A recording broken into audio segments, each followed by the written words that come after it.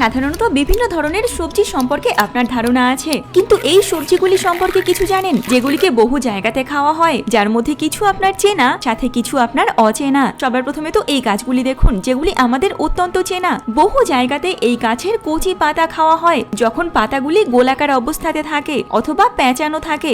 এরকম অবস্থাতে এই গাছের ডগা সহ পাতাগুলিকে তুলে নেওয়া হয়, আর তারপর বিভিন্ন পদ্ধতিতে এগুলিকে মানুষ খেয়ে থাকে। কখনো কখনো তো আচার বানিয়েও রাখে তারা। বিশেষ করে সাউথ কোরিয়া এবং জাপানের মানুষেরা এই খাবারগুলি সবচেয়ে বেশি পরিমাণে খায়। তবে এক্ষেত্রে এগুলি খাওয়ার সঠিক পদ্ধতি আছে, যেটা জানা না থাকলে এগুলি মানুষের শরীরের জন্য ক্ষতিকর হয়ে থাকে। এরপর এখানে দেখুন এই গাছগুলিকে, অনেকটা বাঁশের মতো দেখতে, যার মধ্যে জলও থাকে বাঁশের মতো। বিশেষ করে জাপানের গ্রামাঞ্চলে এই গাছগুলি সবচেয়ে বেশি পরিমাণে দেখতে পাওয়া যায়, আর এখানকার মানুষেরা এগুলিকে খেয়ে থাকে। এরপর এখানে যা দেখছেন তা আমাদের অত্যন্ত চেনা। এগুলি মূলত বাঁশ গাছের অঙ্কুর। জাপান, সাউথ কোরিয়ার মানুষেরা প্রচুর পরিমাণে এই অঙ্কুরগুলি খায়, আর সাথে এখানকার দোকানগুলিতেও এগুলি প্রচুর পরিমাণে বিক্রি করা হয়।